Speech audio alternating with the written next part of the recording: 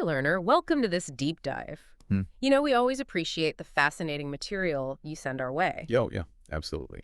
And today we're going to get into some really thought-provoking stuff about, the media landscape, how narratives are kind of crafted, and a close look at what happened recently with Black Box, which is that Dutch independent media platform based in the Netherlands. Yeah. We want to understand why people see alternative media as so important and the types of challenges it runs into. You bet. We're working with some excerpts from a YouTube interview with journalist David Borstra on the Vibestock show, and it's a fantastic resource to help us understand these topics. It really is.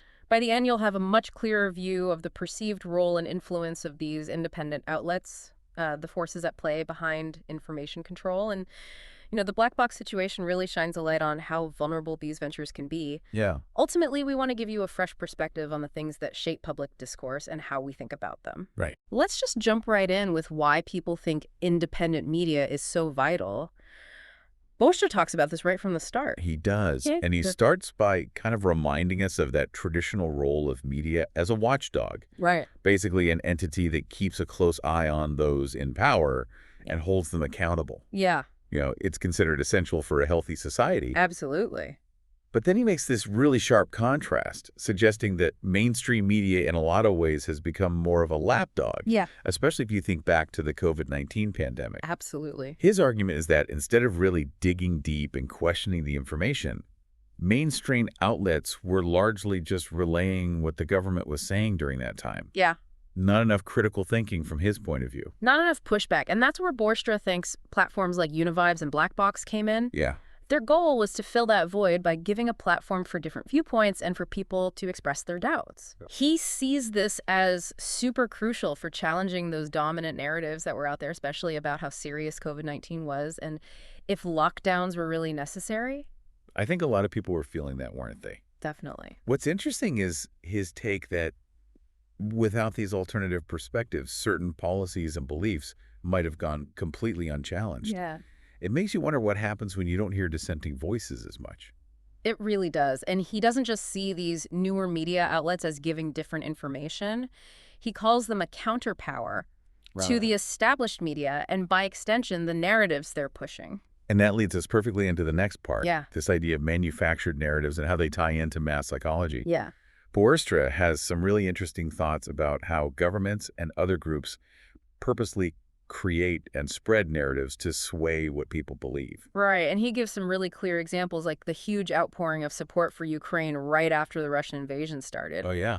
Everyone was changing their profile pictures online. I remember. It was this immediate, widespread show of support.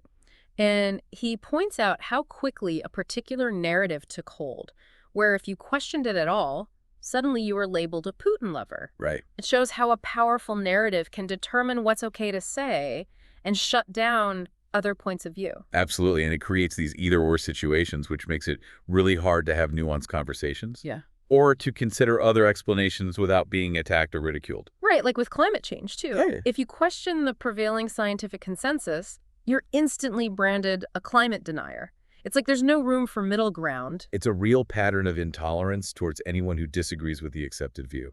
And Borstra believes that ability to influence people is even stronger now than ever before. I can see why he'd say that. He points to how common smartphones are, the continued reach of traditional media like the evening news and the really strong, often hidden influence of social media algorithms. All those things working together. Yeah. It's like this constant stream of information, often shaped by algorithms, to reinforce what we already think. Some people call it a filter bubble or an echo chamber. Right. And that creates fertile ground for these narratives to become very strong and really entrenched in our minds. And he even talks about this idea of mass psychosis, suggesting that when you just hear the same information repeated over and over again, starting from when you're in school, Yeah. and then reinforced by things like what pops up in search engine results, it can lead to people accepting certain narratives as the absolute truth. Yeah.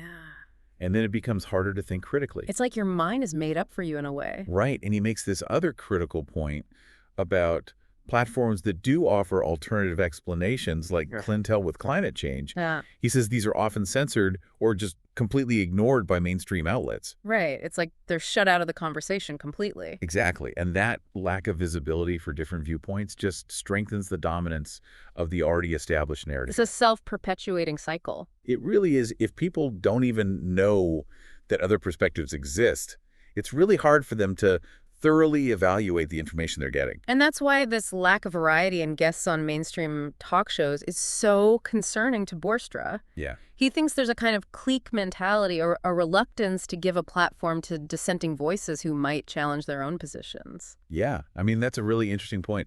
And it's hard to disagree with him when you look at who gets airtime. Right, like he brings up the example of Thierry Baudet being excluded because it was deemed too difficult to fact-check him. Right. While other figures like Marion Koopmans, who've also faced scrutiny and been controversial, don't seem to be restricted in the same way.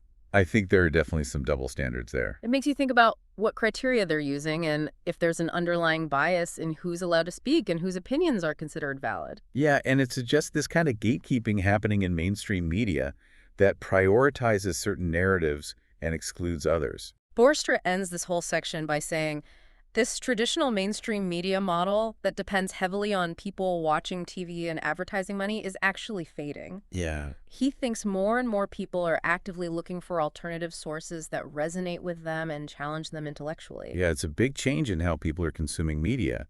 And it suggests a growing frustration with the lack of different voices he's describing. Absolutely. So let's shift gears now and talk about the influence of think tanks and agendas. Cool. Borstra is very clear that he believes these play a role in shaping these dominant narratives. Oh, yeah, he's pretty upfront about it. Yeah. And he asserts that there's definitely an agenda behind a lot of what we see and hear in the mainstream media. Right, like when you see phrases like Build Back Better being used by so many world leaders all at the same time, it really does look like a coordinated effort to push a specific narrative. Definitely. And he points to the influence of think tanks, specifically mentioning the HCSS, which is connected to Rob DeWay. Right, and what's interesting is that this think tank gets funding from the Dutch government and the defense sector, including NATO. So that's a big point he brings up about potential bias. Absolutely. He uses the phrase, whose bread one eats his word, one speaks, to suggest that where their funding comes from could sway the analysis and opinions coming out of HCSS, especially when it comes to the conflict between Russia and NATO.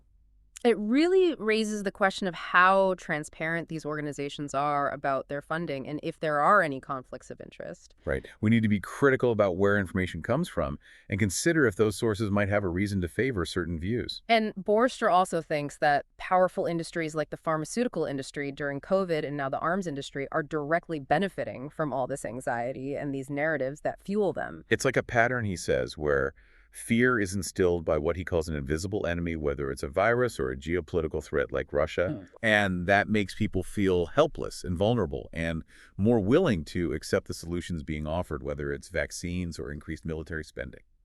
And he sees those inconsistencies in the narrative around Ukraine, like downplaying how strong NATO really is compared to Russia. Right. And not really covering what Putin has said about not wanting to attack NATO or the history of CIA involvement in that region and how the Minsk agreements were undermined. Those are all important counterpoints that he brings up. Yeah. They often don't get much attention in mainstream news. It highlights how certain pieces of information are emphasized while others are kind of swept under the rug. It's like they're choosing what we should focus on. He also points to organizations like the UN and NATO as natural agenda setters. I mean, that's just part of what they do. Sure. He suggests that NATO in particular needs some kind of perceived threat. First it was the Soviet Union, and now it's Russia to justify its existence. It's like these organizations can end up perpetuating narratives that just support their own mission and funding. Exactly. And finally, in this section, he names think tanks like the Atlantic Council and the National Endowment for Democracy and people like Victoria Nuland as key players in shaping broader geopolitical strategies. Those are really influential organizations that operate behind the scenes but have a big hand in shaping policy and international relations. So understanding their perspectives and how they're all connected is important if we want to see the bigger picture. Right. And this all ties into a discussion about historical cycles and the decline of empires. Okay. Borstra brings up economist Ray Dalio's theory here. Yeah, he talks about Dalio's idea of these roughly 80-year cycles, where he suggests that societies tend to forget the lessons of the past, like the world wars, Right. and that makes history more likely to repeat itself. He frames wars as often happening when other options like trade have failed, and usually involving clashes between established empires and those that are on the rise. And he makes the argument that the American empire is currently in decline while China's is growing. So there's potential for conflict as the U.S. resists giving up its dominant position. He very clearly sees the war in Ukraine as a proxy war between the U.S. and Russia, with Europe unfortunately stuck in the middle. Right. He specifically brings up the Nord Stream pipeline incident and how Europe's now having to rely on pricier gas from the U.S. has really weakened its energy security.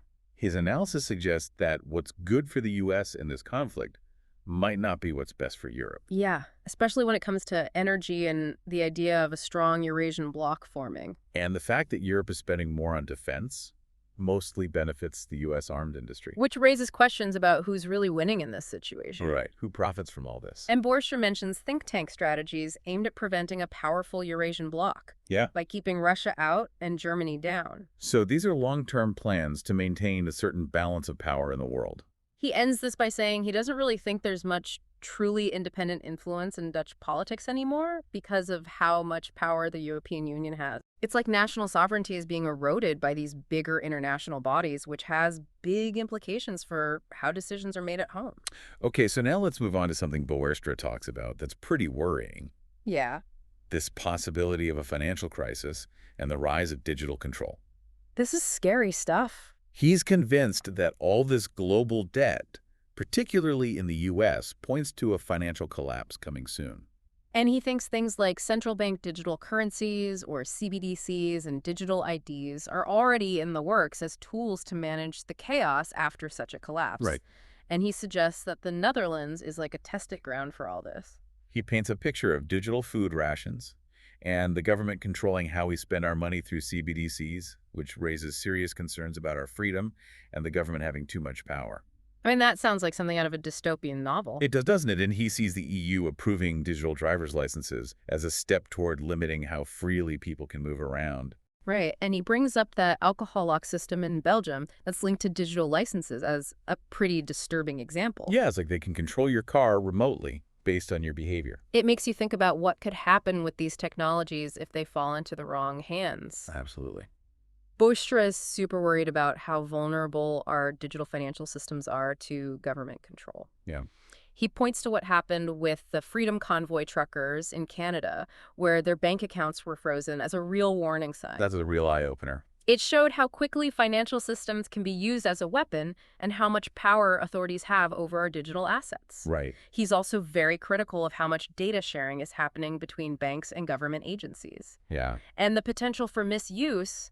He even makes this chilling comparison to how meticulous Dutch record-keeping was during World War II, which sadly helped make the persecution of Jewish people possible. Oh, wow. It's a powerful reminder of how dangerous centralized data collection can be. Absolutely, especially when you consider the possibility of increased surveillance and certain groups being targeted. He even mentions that Hugo de Jong said they knew where unvaccinated people were down to their postcode. Really? It's disturbing to think about how much information they're gathering on us. Yeah, it raises serious concerns about privacy and how that data could be used against us. And Boerstra warns against the dangers of centralizing even more personal data, like medical records, across the EU. Yeah. Especially if that's combined with digital identities, it would be way too easy to single out certain groups. It's like giving them a roadmap to control and manipulate people. He says the technical infrastructure for a CBDC is supposed to be ready by October. Wow, so soon. And he points to all the cameras everywhere and biometric systems they already have in place in the Netherlands. Like they're building a digital panopticon. His observation that they might need a major crisis to get the public to accept all this digital control is a really scary thought. It is. It suggests they might be waiting for the right moment to spring it on us. Yeah, when people are desperate and willing to give up their freedoms in exchange for security. Exactly.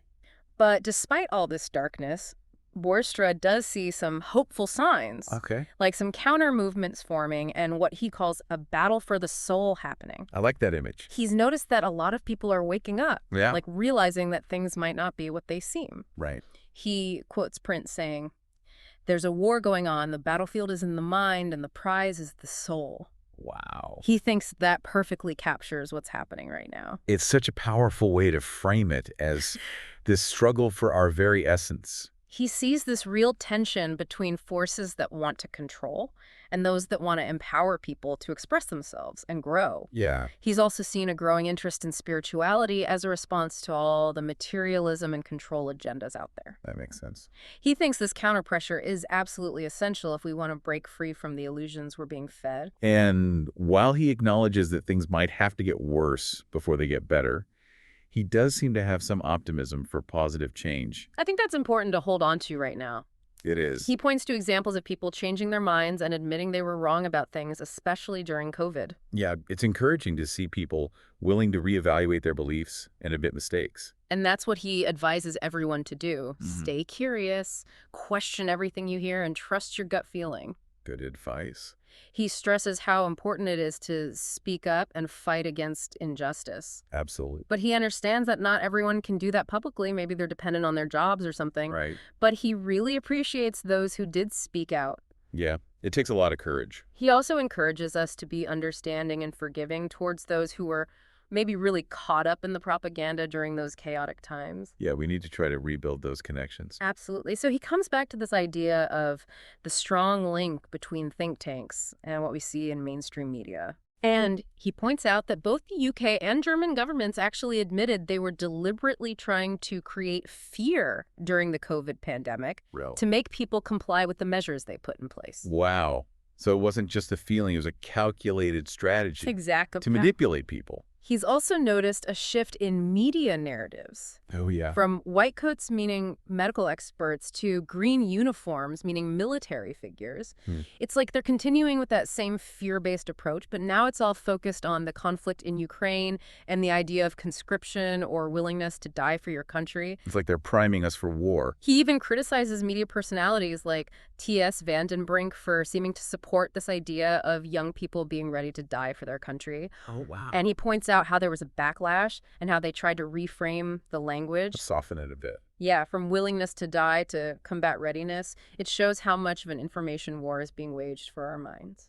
Language is so powerful. He also brings up Julian Assange's view that wars don't just happen organically. Right. They need to be manipulated, and narratives need to be constructed to get the public on board. Like manufacturing consent for war. Yeah. And lastly, he mentions how Russian athletes were banned from international sports events right after the invasion began. Yeah, I remember that. As an example of how much attention is given to one conflict, while so many others around the world are barely mentioned. It's like they're choosing what we should care about. His conclusion is that it would be really hard to put this new system of digital IDs and control in place without some kind of major threat or crisis to justify it. So they need that fear factor to get people to go along with it.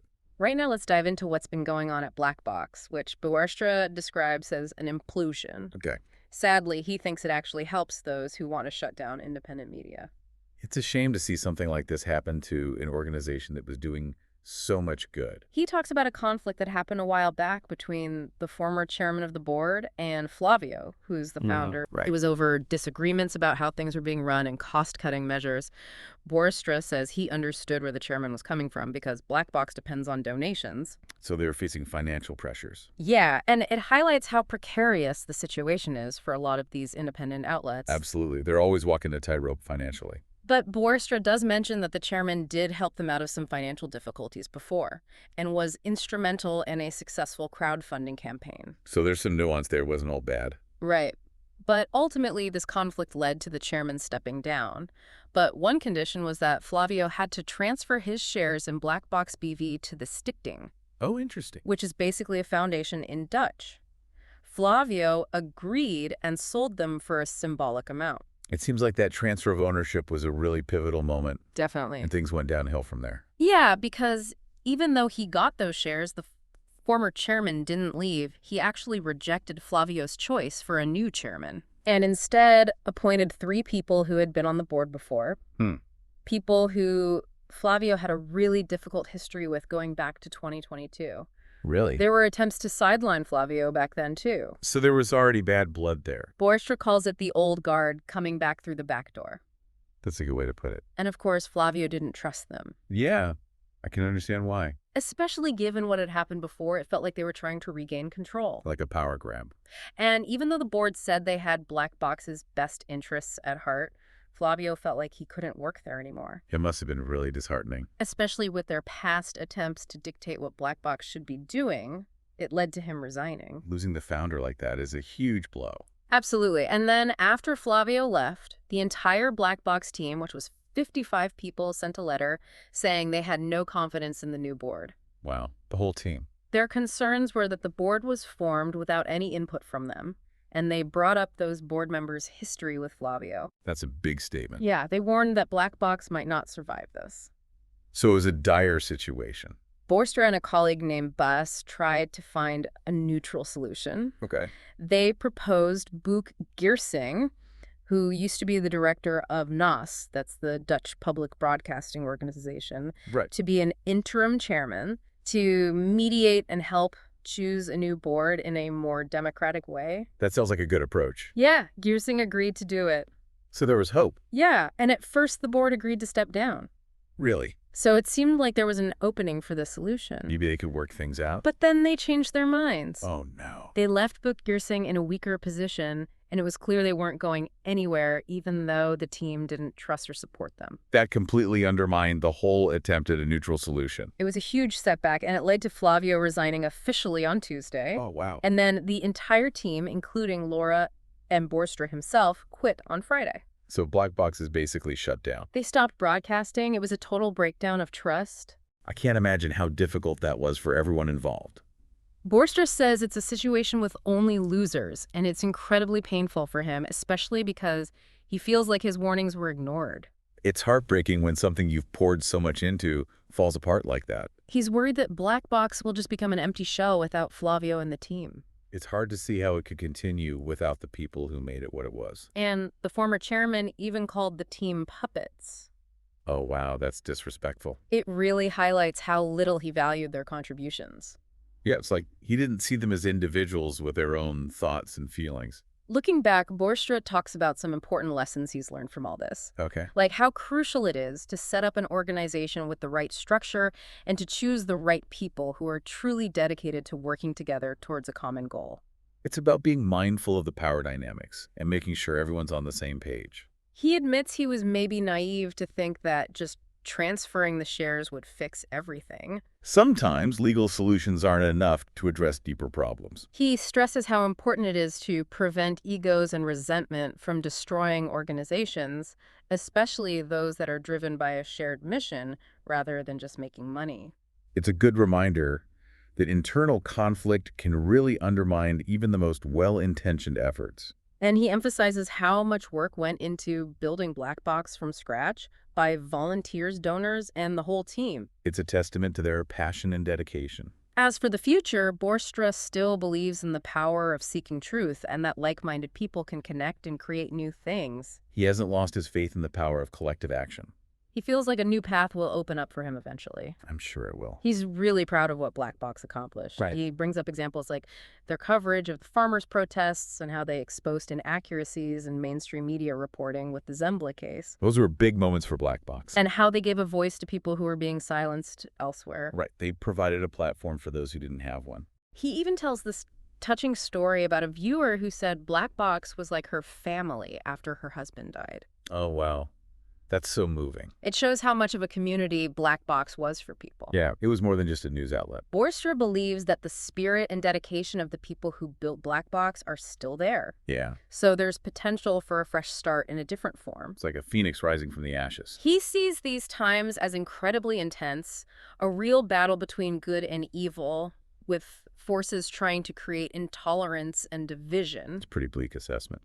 He calls what happened at Black Box eternally regrettable. It's a tragedy for everyone involved. And he doesn't think he'll ever go back to Black Box as it is now. Yeah. The trust is broken, and that's fundamental for him. It's the foundation of any healthy working relationship. So, learner, what do you take away from all this? We've gone deep into why independent media is so crucial for challenging the narratives we're given and thinking critically about the world. We've looked at the forces that shape how we see things and the agendas that might be at play. And we've seen up close how internal struggles and vulnerabilities can impact even the most successful independent platforms. Think about that analogy of the lapdog versus the watchdog when it comes to the media. It's a good way to remember the different roles they can play. And think about those examples of how consensus can be created around big events like the war in Ukraine or climate change. Right, how it can feel like everyone's suddenly on the same page. And consider those power dynamics at play within these media organizations, how personal ambitions and past conflicts can really destabilize things. It happens everywhere, not just in media. What's so important is that we all make an effort to find diverse sources of information and really question everything we're told, Absolutely. no matter where it's coming from. And don't forget the human factor. Yeah. Even organizations with the best intentions are made up of people who make mistakes. The black box situation is a perfect example of that. It is. It shows how fragile these ventures can be. So here's a final thought for you. Okay. Considering all the challenges independent media faces, Right. both from outside pressures and internal conflicts, Yeah. what new ways can we come up with to make sure these outlets are sustainable and truly independent in the long run? It's a crucial question. Especially as the information landscape gets more and more controlled. How can they keep offering those alternative perspectives and holding the powerful accountable? It's something to really think about as you navigate all the media out there. Yeah, it's more important than ever. Thanks for joining us for this Deep Dive Learner. We appreciate you listening. Until next time, keep learning.